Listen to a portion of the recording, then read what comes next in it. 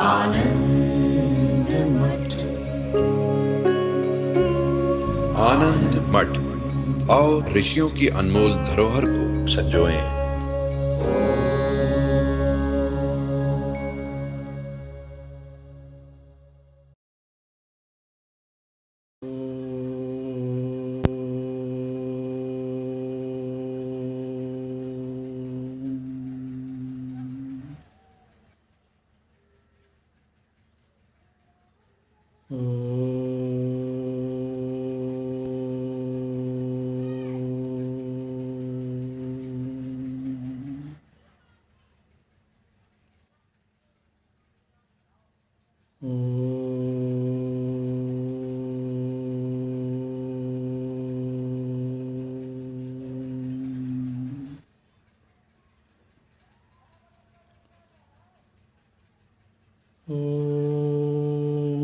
भद्रं कर्णेभिः शृणुयाम देवाः, भद्रं पश्येमाक्षभिर्यजत्राः, स्थिरैरङ्गैस्तुष्ट्वागुंसस्तनूभिः व्यशेम देवहितं यदायुः।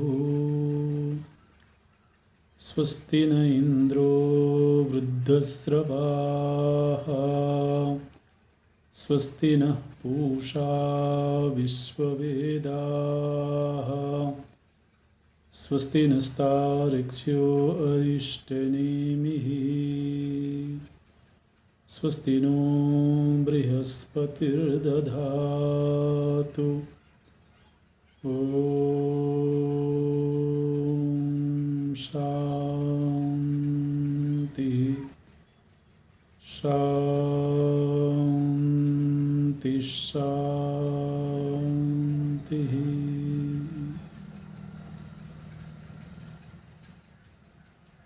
सच्चिदानन्दरूपाय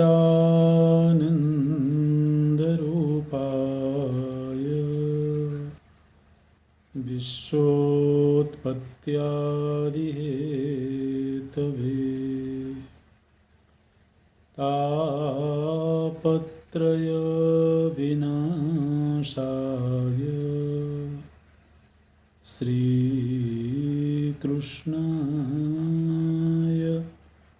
वयं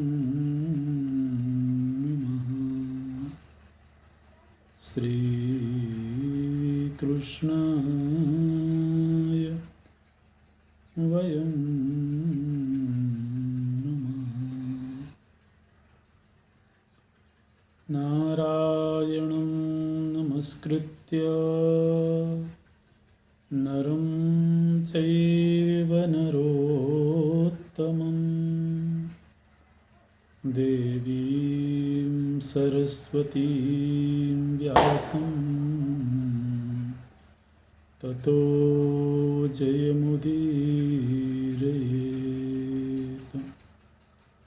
ततो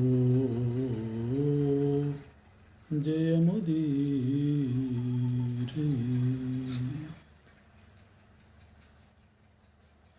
हम लोगों ने महारानी शकुंतला और महाराज दुष्यंत का चरित्र देखा। यह एक बहुत पवित्र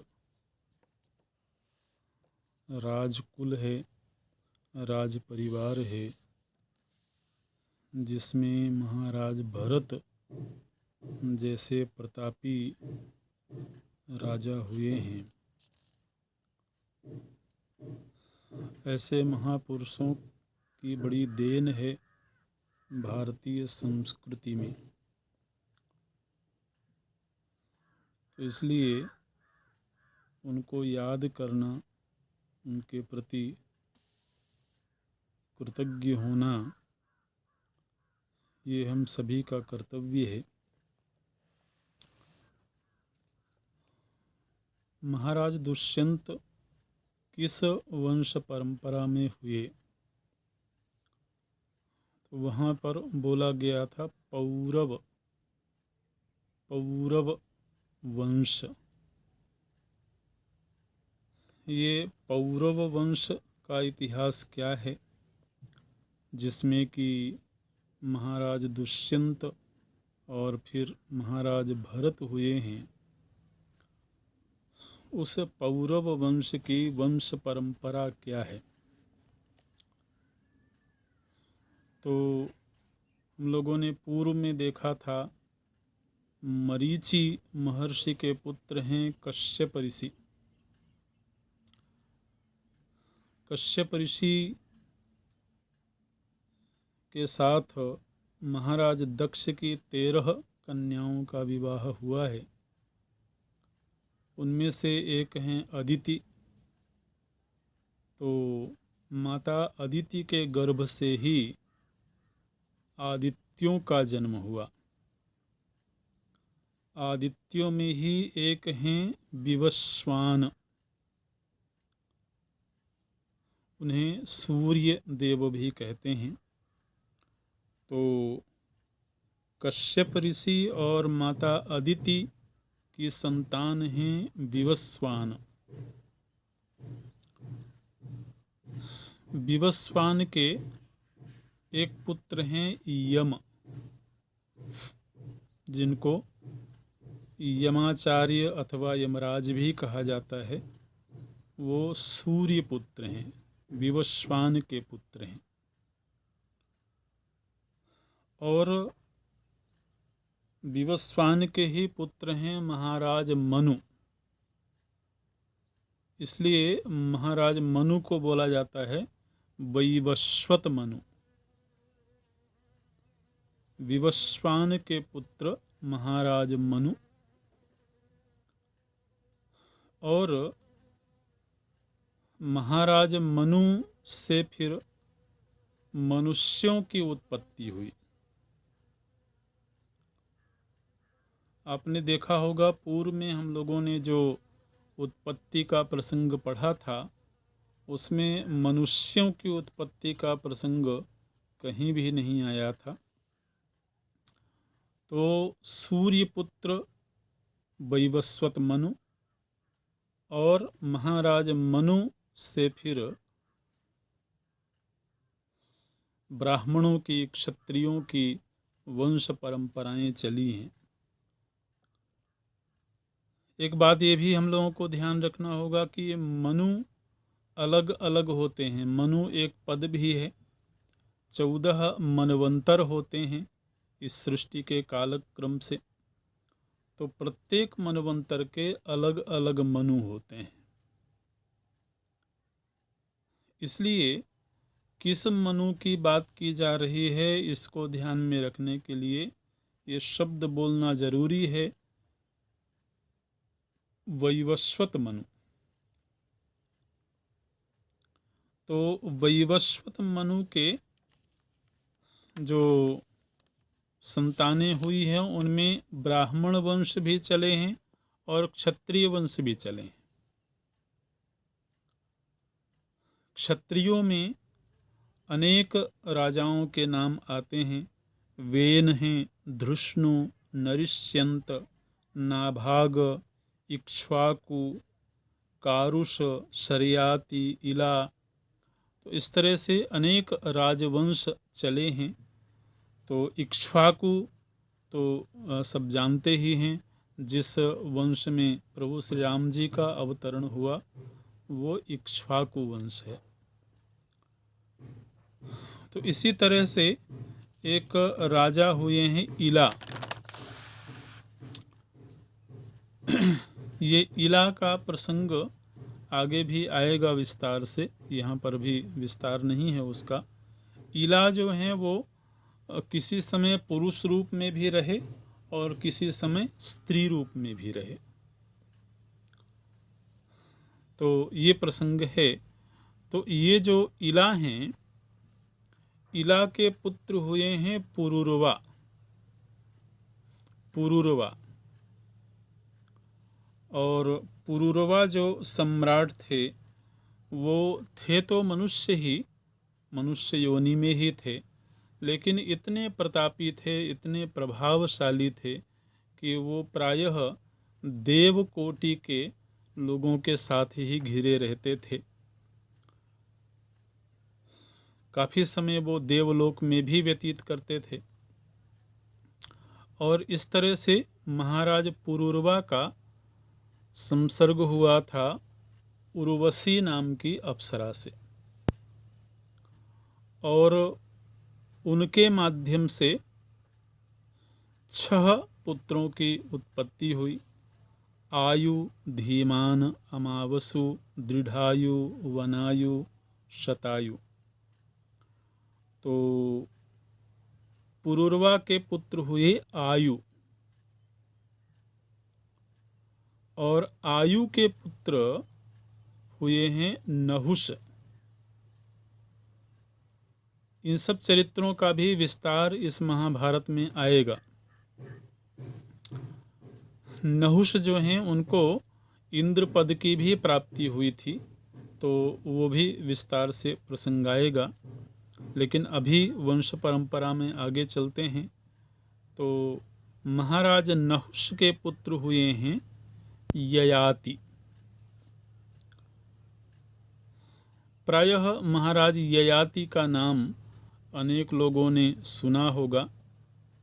तो ये जो महाराज ययाति हुए हैं उन्हीं के पुत्र थे पुरु, और ययाति के पुत्र ही थे यदु। तो एक यदु वंश भी है और एक पुरु वंश भी है। पुरु को ही पौरव वंश बोलते हैं इस तरह से। तो ये एक वंश परंपरा का यहाँ पर संक्षेप में वैशंपायन ऋषि के द्वारा वर्णन किया गया। और फिर ये जो महाराज ययाति हैं इनके चरित्र का थोड़ा विस्तार से यहाँ पर वर्णन हुआ है। महाराज ययाति की 2 पत्नियां थीं, और ये दोनों ही बड़े उच्च कुल की कन्याएं थीं। इनकी बड़ी महिमा है और इनका विस्तार से वर्णन शास्त्रों में देखने को मिलता है। महाराज ययाति की एक पत्नी थी देवयानी, और ये देवयानी शुक्राचार्य जी की पुत्री हैं। शुक्राचार्य जो कि बहुत बड़े योगी हैं और असुरों के आचार्य हैं, उन शुक्राचार्य जी की एक पुत्री हैं देवयानी। तो देवयानी का विवाह महाराज ययाति से हुआ है। और दूसरी पत्नी है शर्मिष्ठा, और ये जो शर्मिष्ठा हैं ये असुरों के राजा थे वृषपर्वा। तो वृषपर्वा की पुत्री हैं। तो शर्मिष्ठा राजपुत्री हैं, और जो देवयानी हैं वो मुनिपुत्री हैं। देवयानी ब्राह्मण वंश में पैदा हुई हैं और शर्मिष्ठा क्षत्रिय वंश में पैदा हुई हैं। और इन दोनों का विवाह महाराज ययाति से हुआ है। देवयानी की 2 संतानें हैं, यदु और तुर्वसु, और शर्मिष्ठा की 3 संतानें हैं, द्रुह्यु, अनु और पुरु। तो इस तरह से कहा जाएगा कि महाराज ययाति के 5 संतानें थीं। अब महाराज ययाति का यहाँ थोड़ा प्रसंग विस्तार से बताया गया है। तो महाराज ययाति को किसी वजह से शाप मिल गया था शीघ्र ही वृद्धावस्था को प्राप्त हो जाने का। तो जब महाराज ययाति वृद्धावस्था को प्राप्त हो गए, लेकिन उनके मन में विषय भोग की कामना अभी बनी हुई थी, और मुख्य रूप से काम सुख की जो इच्छा है वो बहुत तीव्र रूप में उनके मन में बनी हुई है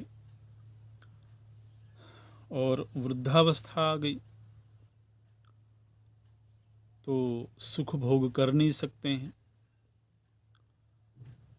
तो उन्होंने अपने पुत्रों के सामने ये बात रखी। 5 पुत्र हैं और उन 5 पुत्रों के सामने उन्होंने ये कहा कि अभी मेरे भीतर वासनाएं बहुत हैं, भोग इच्छा बहुत है, लेकिन मेरा शरीर वृद्ध हो गया है। इसलिए आप में से कोई भी अपना यौवन मुझे दे दे।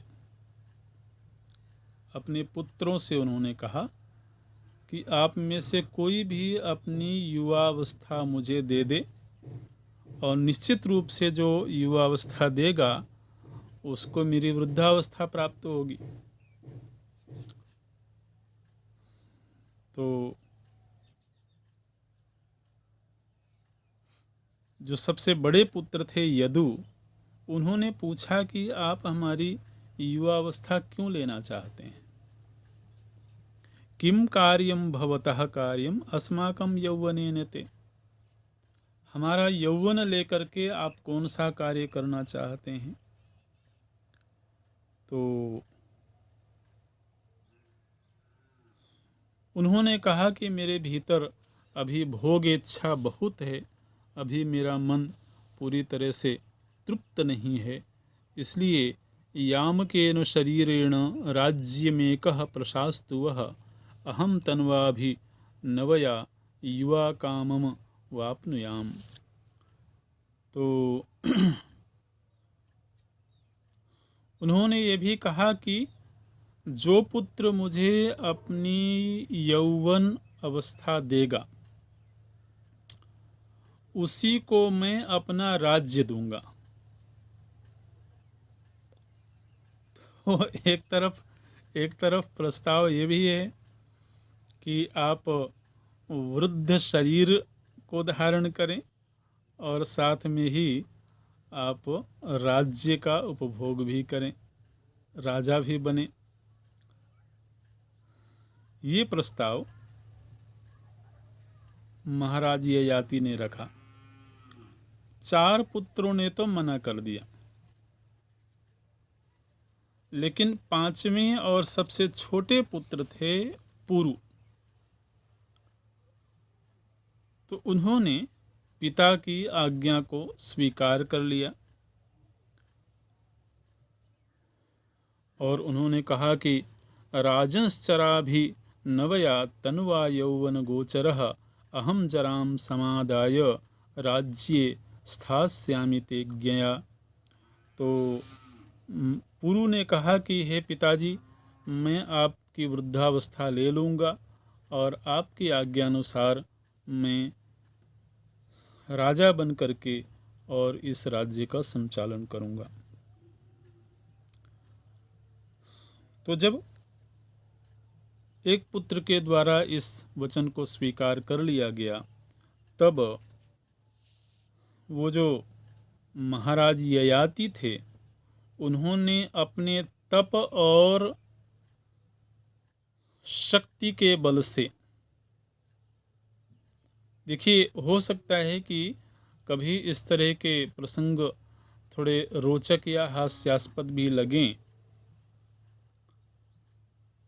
लेकिन किसी के पास ये सामर्थ्य होना कि शरीर की अदला बदली कर लिया जाए, यौवन और वृद्धत्व की अदला बदली कर लिया जाए, ये कोई साधारण सामर्थ्य तो नहीं होगी।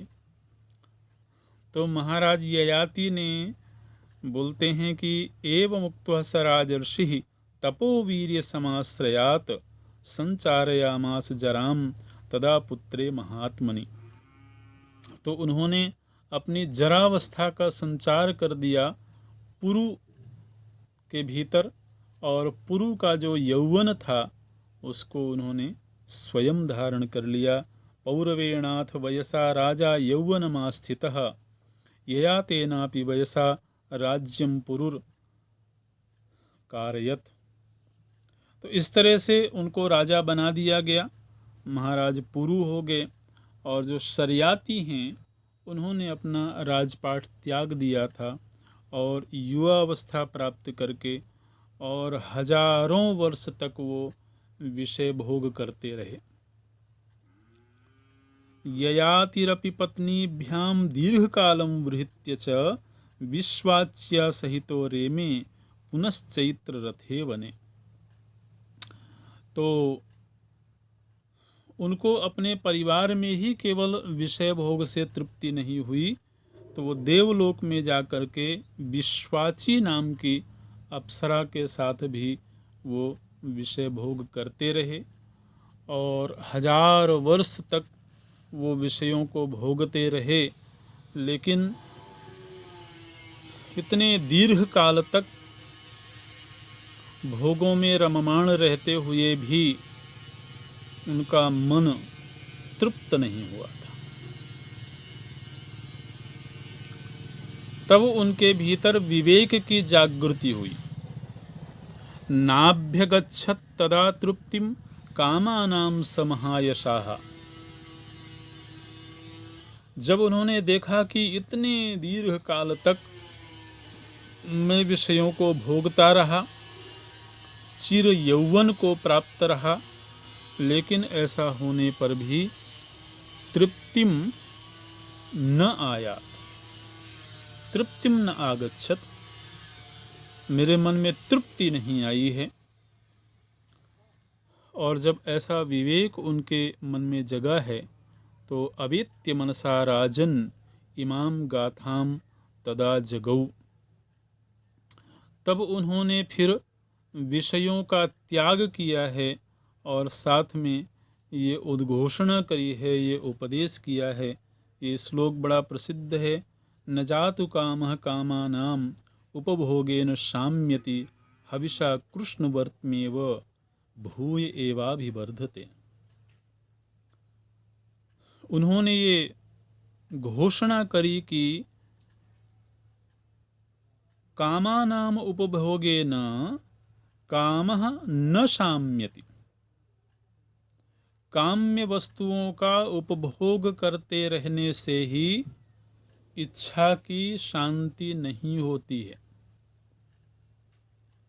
ऐसा नहीं होगा कि कोई यह सोच ले कि हम भोगों को भोगते रहेंगे तो एक ना एक दिन तो मन जरूर थक जाएगा, मन जरूर उपराम हो जाएगा।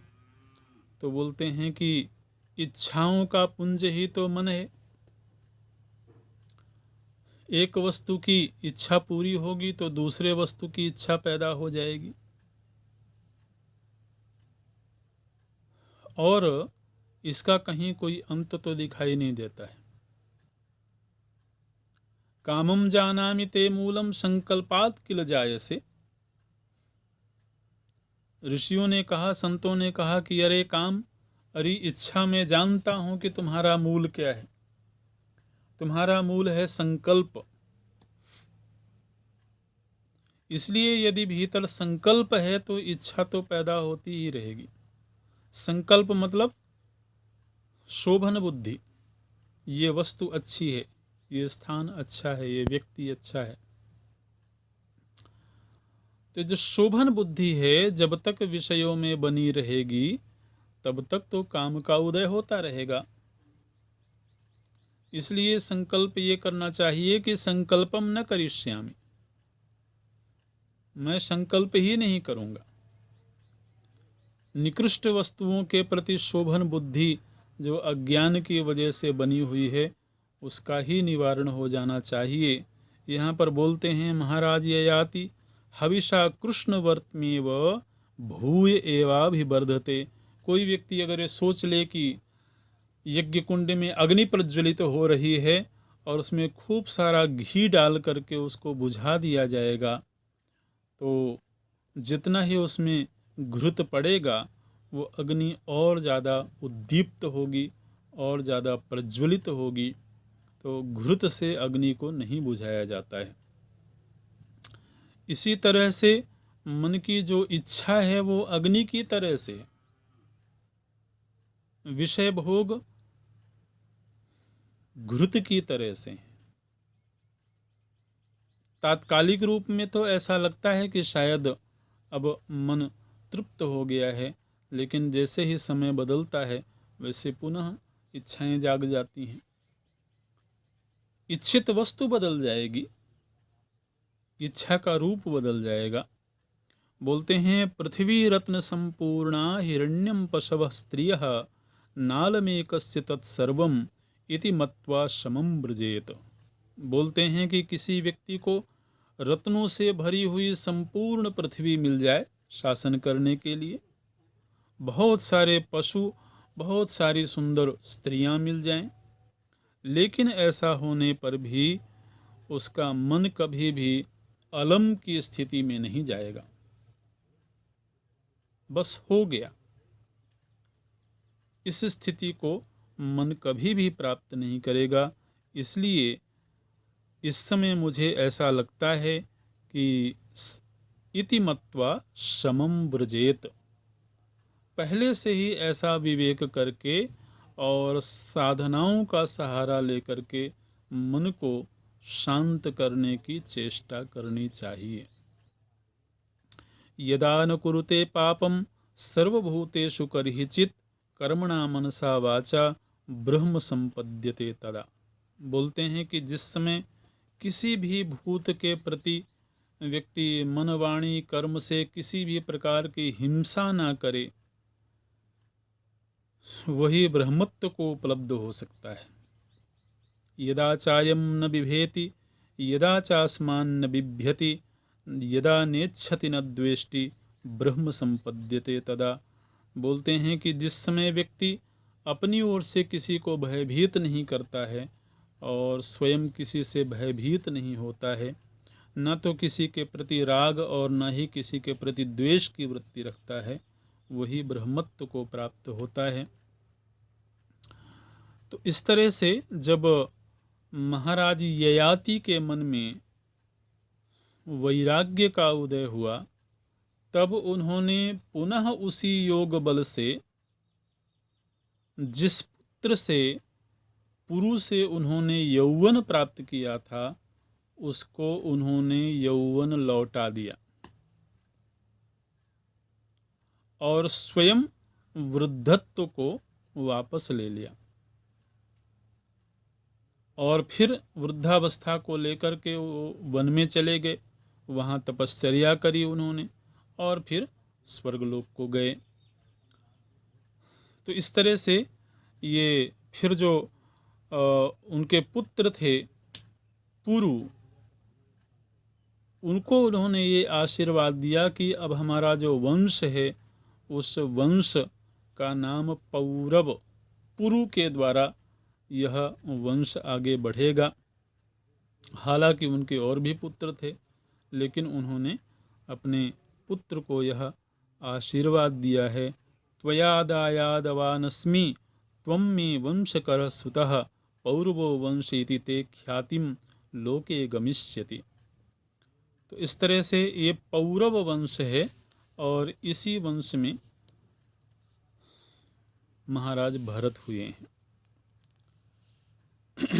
अच्छा, अब जब वैशंपायन ऋषि के द्वारा महाराज ययाति का ये प्रसंग सुनाया गया, तो महाराज जन्मेजय के मन में ये जिज्ञासा आई कि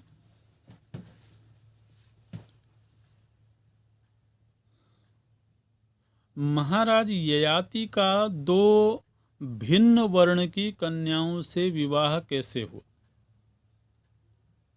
शुक्राचार्य जी की पुत्री देवयानी का विवाह ययाति महाराज से कैसे हुआ और बृहस्परवा की पुत्री शर्मिष्ठा, इनका विवाह भी कैसे हुआ, ये प्रसंग जरा मैं विस्तार से सुनना चाहता हूँ। ऐसा जब महाराज जन्मेजय ने पूछा तो अब उस प्रसंग का वर्णन करते हैं। बड़ा रोचक प्रसंग है यह। बोलते हैं कि सुराणाम असुराणाम च समजायत वै मिथः ऐश्वर्यं प्रति संघर्षः त्रैलोक्ये सचराचरे। बोलते हैं कि एक समय पर असुरों और देवताओं के मध्य संघर्ष हुआ, बहुत विकराल संघर्ष हुआ। और ये इस सृष्टि के यात्रा में ये संघर्ष होता ही रहता है। दैवासुर संग्राम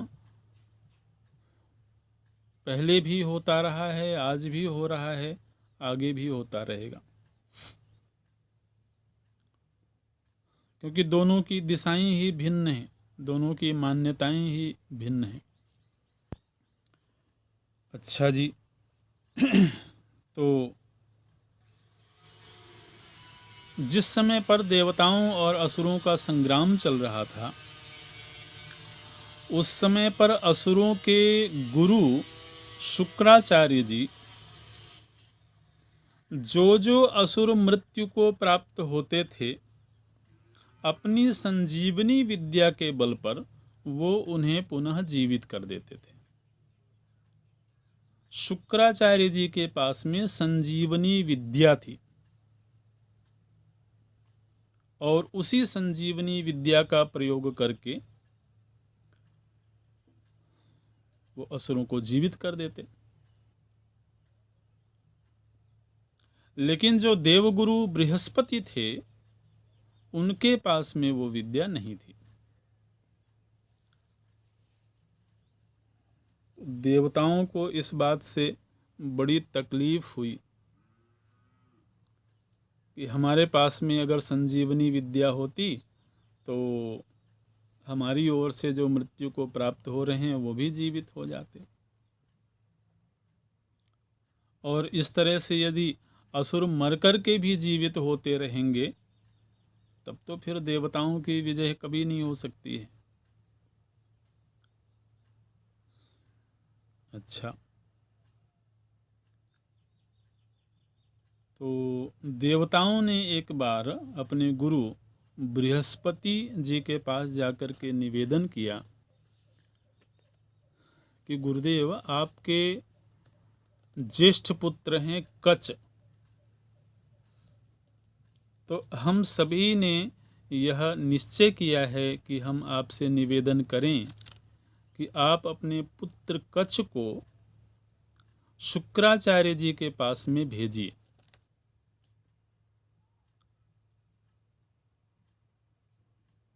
शिक्षा लेने के लिए भेजिए, ब्रह्मचारी के रूप में शिक्षा लेने के लिए आप कच को शुक्राचार्य जी के पास भेजिए। अच्छा, देखिए हमारी कैसी संस्कृति है कि यदि कोई आचार्य हैं, यदि कोई शिक्षक हैं, तो शिक्षक के पास यदि दुश्मन का पुत्र भी शिक्षा ग्रहण करने के लिए आवे विनम्र भाव से, तो उसे भी वात्सल्य पूर्वक शिष्य के रूप में स्वीकार करके और शिक्षा दी जाती थी। क्योंकि शिक्षा ऐसी चीज है जिस पर प्रत्येक मनुष्य का अधिकार है। शिक्षा का विभाग किसी वर्ण, जाति, देश, काल से नहीं हो सकता है, मैत्री दुश्मनी से नहीं हो सकता है। शिक्षा जो है वो किसी एक के अधिकार क्षेत्र में नहीं है। प्रत्येक मनुष्य का अधिकार है कि वह ज्ञान का अर्जन करे, ज्ञान प्राप्त करे। और यदि कोई आचार्य हैं, शिक्षा देने की सेवा उन्हें मिली हुई है, तो उनका कर्तव्य है कि वो शिक्षा प्रदान करें। तो इस तरह से देवताओं को ये विश्वास था कि जब कच शुक्राचार्य जी के पास में जाएंगे तो उन्हें जरूर वो अपनावेंगे और शिक्षा भी देंगे। और मुख्य प्रयोजन ये था कि कच जब शुक्राचार्य जी के पास जाएंगे तो वहाँ जाकर के वो संजीवनी विद्या सीखेंगे। और संजीवनी विद्या सीख करके फिर वो आएंगे। तो संजीवनी विद्या सीखने के प्रलोभन से बृहस्पति जी के पुत्र कच्छ को शुक्राचार्य जी के पास में भेजा गया। देवताओं ने कहा कि इस समय पर असुरों के राजा हैं वृषपर्वा, तो वृषपर्वा की राजधानी में ही शुक्राचार्य जी आपको मिलेंगे, आप वहां पर जाइए। कच्छ के द्वारा ये प्रस्ताव स्वीकार कर लिया गया और फिर वो गए हैं अपने पिताजी से आज्ञा लेकर के वृषपर्वा के नगर में गए हैं और वहाँ जाकर के उन्होंने शुक्राचार्य जी को प्रणाम किया है और कोई भी बात छिपाई नहीं उन्होंने। कच्छ ने शुक्राचार्य जी से बताया, ऋषेरंगिरसः पौत्रम पुत्रम साक्षात् बृहस्पतेः नामना कचमिति ख्यातम शिष्यम गृह्णातु माम भवान। बोलते हैं कि मैं अंगिरस ऋषि का पुत्र हूँ, पौत्र हूँ और बृहस्पति ऋषि का पुत्र हूँ।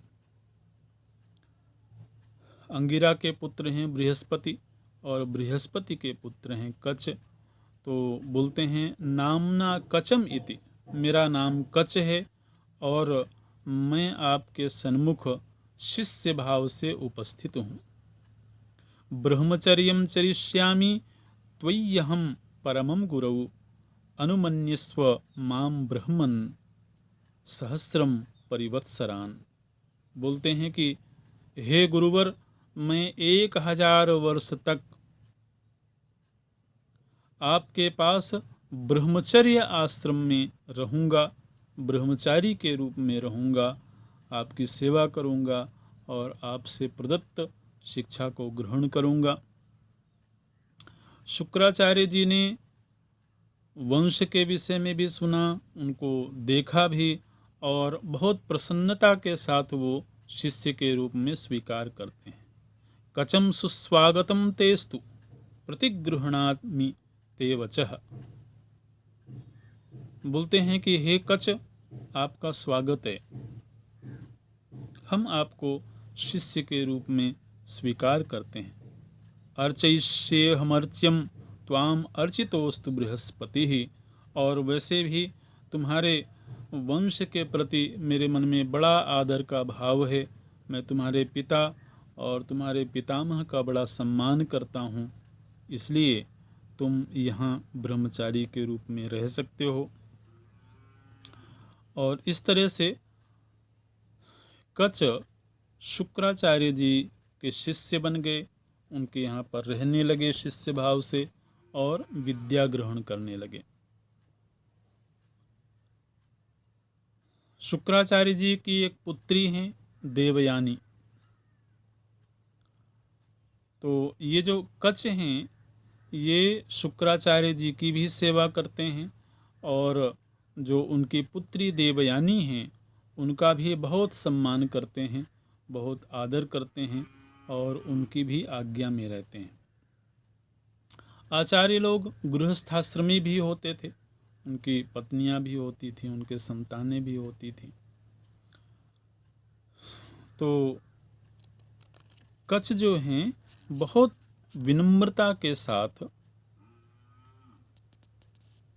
वहाँ रह करके अपने गुरु और गुरु के अन्य जो परिजन हैं उनकी सेवा करते रहे। लगभग 500 वर्ष बीत गए। 500 वर्ष बीत जाने के बाद असुरों को कहीं से ये खबर लग गई कि देवताओं ने बृहस्पति पुत्र कच्छ को हमारे आचार्य के पास संजीवनी विद्या सीखने के लिए भेजा है और यदि कहीं कच्छ ने संजीवनी विद्या सीख लिया, देवताओं के पास भी यह विद्या चली गई, तब तो फिर परेशानी हो जाएगी, संकट हो जाएगा। तो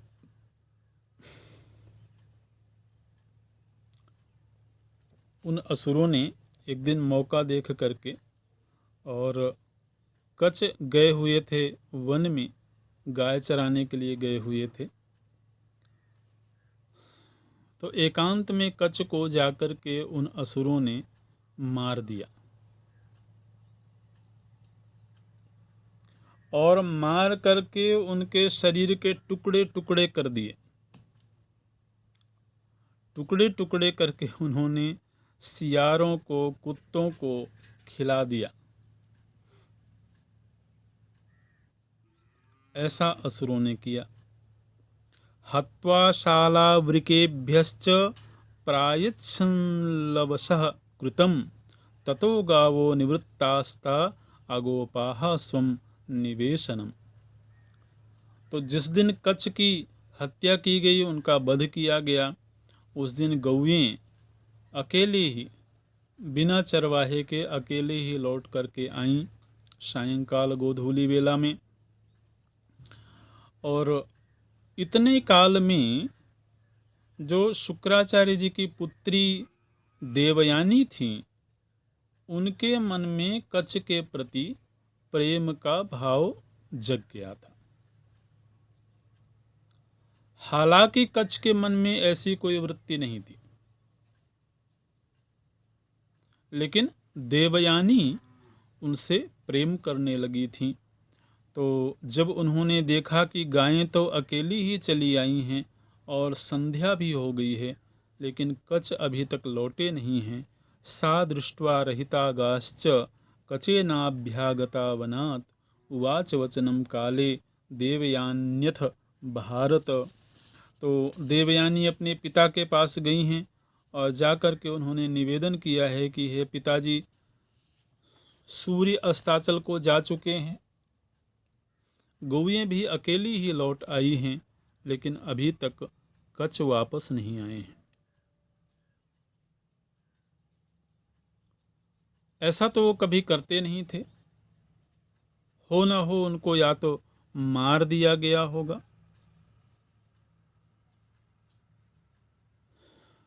और या किसी वजह से वो स्वयं ही प्राणों को त्याग दिए होंगे। तो आप कृपा करके अपनी संजीवनी विद्या का प्रयोग करके उनको बुलाइए। शुक्राचार्य जी के मन में भी कच्छ के प्रति बड़ा स्नेह वात्सल्य का भाव आ गया था। तो उन्होंने संजीवनी विद्या का प्रयोग किया है, और संजीवनी विद्या का प्रयोग करते ही उन कुत्तों ने, सियारों ने जो जो उनके अंगों को खाया था, वो सब उनके मुख से प्रकट हो करके बाहर आ करके, और कच्छ जीवित हो गए। जीवित होकर के जब वो अपने गुरु के पास आए हैं, तो देवयानी ने उनसे पूछा, कस्मात् चिरायितोऽसीति पृष्ठस्ता माह भार्गवीम। तो भार्गवी जो देवयानी हैं, उन्होंने पूछा कच्छ से कि कच्छ, इतना विलंब क्यों कर दिया तुमने आने में? तो कच्छ ने बताया कि मैं वहाँ गाय चरा रहा था, अकेला ही था, और असुर लोग आ गए मेरे पास में, और असुरों ने मेरा वध कर दिया था। लेकिन फिर आपके पिता के अनुग्रह से संजीवनी विद्या के बल पर मुझे जीवन दान मिला है। तो वो सारा प्रसंग उन्होंने सुनाया। अच्छा, कुछ दिनों के बाद देवयानी ने कच्छ को पुष्प लेने के लिए भेजा। पूजा के लिए अथवा सजावट के लिए पुष्पों की आवश्यकता रही होगी। पुष्प लेने के लिए भेजा, और पुनः जब वो वन में गए हैं, उधर असुरों को पता लग गया था कि कच्छ को जीवित कर दिया गया है। तो एक बार फिर से असुरों ने कच्छ के ऊपर आक्रमण किया, और फिर उनको मार करके और उनके शरीर को पूरी तरह से पीस करके और उसको समुद्र में जा कर के घोल दिया। अच्छा जी, बोलते हैं वनम ययौ कचो विप्रो ददृशु दानवाश्च तं पुनस्तं पेषयित्वा तु समुद्राम्भस्य मिश्रयन्। उनको पीस करके और समुद्र में मिश्रित कर दिया। सायंकाल हुई और कच वापस नहीं आए, तो एक बार पुनः देवयानी ने अपने पिता से निवेदन किया कि बहुत विलंब हो गई है और कच अभी तक आए नहीं हैं। और तब तक देवयानी ने अपने पिता से बता दिया था कि मैं कच को चाहती हूँ, कच से प्रेम करती हूँ, इसलिए आप किसी भी उपाय से कच को वापस लाइए। एक बार फिर से तो उन्होंने अपनी विद्या का प्रयोग किया और समुद्र में घुल गए जो कण थे वो कण एकत्र हुए और कच जीवित हो गए। तो 2 बार ऐसा हुआ, तीसरी बार भी ऐसी ही घटना घटी है। और तीसरी बार में तो बड़ा ही विकट प्रसंग हुआ है। क्या प्रसंग हुआ कि असुरों ने कच का वध किया, उनके शरीर को जलाया और जलाने के बाद जो भस्म बची थी उस भस्म को सुरा में मिला करके और स्वयं शुक्राचार्य जी को पिला दिया।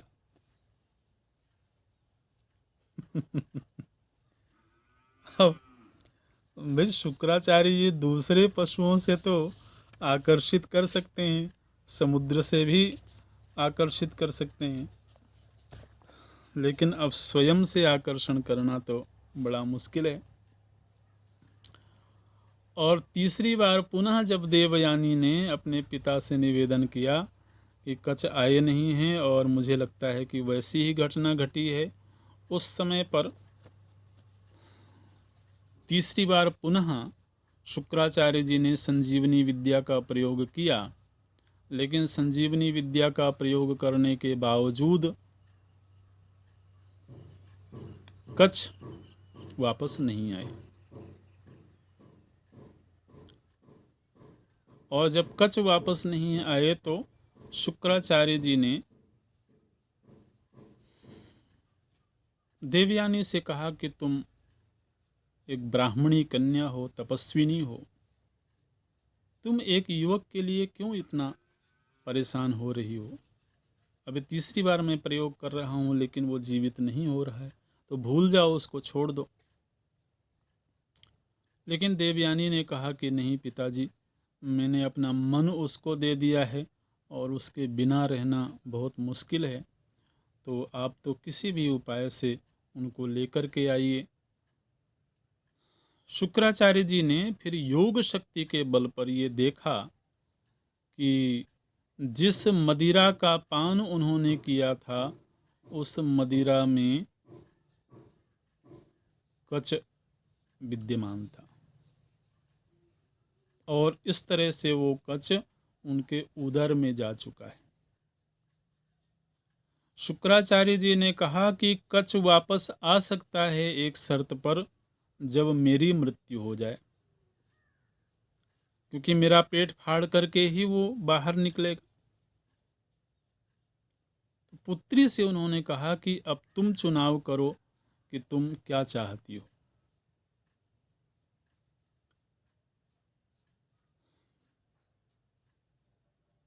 देवयानी ने कहा कि मैं कच को भी चाहती हूँ और आपको भी चाहती हूँ, आपके बिना मैं जीवित नहीं रह सकती और कच से मैं बहुत प्रेम करती हूँ, तो इसलिए मैं दोनों को ही खोना नहीं चाहती हूँ, आपको ही कोई उपाय करना पड़ेगा। शुक्राचार्य जी ने फिर विचार किया और तब तक उन्होंने जब संबोधित किया कच को, तो कच जो है उनके उदर से ही बोल पड़ा। और उदर से बोल पड़ा और कच्छ ने कहा कि हे गुरुदेव, मैं आपके उदर में हूँ, लेकिन मैं बाहर नहीं आना चाहता हूँ, क्योंकि मैं बाहर आऊँगा तो आपकी मृत्यु होगी और मैं वो नहीं चाहता हूँ। लेकिन आपकी कृपा से, आपकी दी हुई विद्याओं के बल पर मैं यहाँ चूर्ण के रूप में रह करके भी बोलने में समर्थ हूँ। मुझे सारी घटनाओं की स्मृति भी है। तो शुक्राचार्य जी ने कहा कि ये बोल भी सकता है, समझ भी सकता है। उस समय पर शुक्राचार्य जी ने कच्छ से कहा कि देखो बेटा, मैं तुमको संजीवनी विद्या सिखा रहा हूँ।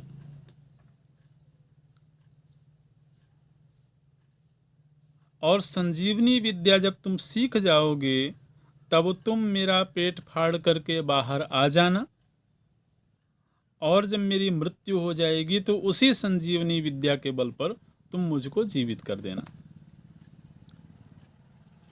तो इस शर्त के आधार पर शुक्राचार्य जी ने कच्छ को संजीवनी विद्या सिखाई है। संजीवनी विद्या सीख जाने के बाद कच्छ शुक्राचार्य जी का पेट फाड़ करके बाहर आए हैं और पुनः कच्छ के द्वारा शुक्राचार्य जी को जीवित कर दिया गया। 1000 वर्ष पूरे हो चुके थे तो कच्छ ने अपने गुरुदेव से आज्ञा ली। बोले कि गुरुदेव, अब मेरी शिक्षा पूरी हो चुकी है और काल भी पूरा हो चुका है, इसलिए मैं आपसे आज्ञा चाहता हूँ। तो शुक्राचार्य जी ने आज्ञा दे दिया। जब कच्छ गुरुकुल से चलने लगे तब देवयानी ने प्रणय निवेदन किया। कच्छ के सामने प्रस्ताव रखा कि हे कच्छ, 1000 वर्ष तक तुमने ब्रह्मचर्य का संकल्प लिया हुआ था, इसलिए मैंने तुम्हारे संकल्प में कोई व्यवधान उपस्थित नहीं किया, लेकिन मैं तुमको चाहती हूँ, तुमसे प्रेम करती हूँ, इसलिए विधिवत शास्त्र विधि के अनुसार तुम मेरा पाणी ग्रहण करो। कच्छ ने कहा कि आप मेरे गुरु की पुत्री हैं और आपके प्रति मेरे मन में वैसा ही सम्मान का भाव है जैसा आपके पिता के प्रति है, इसलिए मैं आपके साथ विवाह नहीं कर सकता हूं। आपको मैं सम्मान की दृष्टि से देखता हूं। तो देवयानी ने उनकी बात को नकार दिया और बोली कि नहीं, मैं आपसे विवाह करना चाहती हूँ। आप मेरे प्रति मेरे पिता के प्रति गुरु भाव रखें। फिर कच्छ ने कहा कि देखिए, एक दूसरा रिश्ता भी हम लोगों के बीच हो गया है। जिस पिता के शरीर में आप थीं और फिर उनके माध्यम से आप पैदा हुई, उन्हीं आपके पिता के शरीर में मैं भी रहा हूं कुछ काल तक, इसलिए हमारे बीच भाई बहन का रिश्ता भी हो गया है। मैं विवाह नहीं कर सकता। देवयानी को बड़ी नाराजगी हुई और देवयानी ने कच्छ को शाप दे दिया, यदि तुम मेरा प्रणय निवेदन स्वीकार नहीं कर रहे हो तो तुमने यह जो संजीवनी विद्या सीखी है, ये संजीवनी विद्या निष्फल हो जाएगी। मुझे मालूम है कि संजीवनी विद्या प्राप्त करने के लिए ही तुम मेरे पिता के पास आए थे, लेकिन मेरे इस प्रस्ताव को ठुकरा देने से तुम्हारी यह विद्या असफल हो जाएगी। कच्छ ने कहा ठीक है, कोई बात नहीं, मेरे द्वारा प्रयोग करने पर तो यह असफल हो जाएगी ना, लेकिन अगर मैं यह विद्या किसी शिष्य को सिखा दूं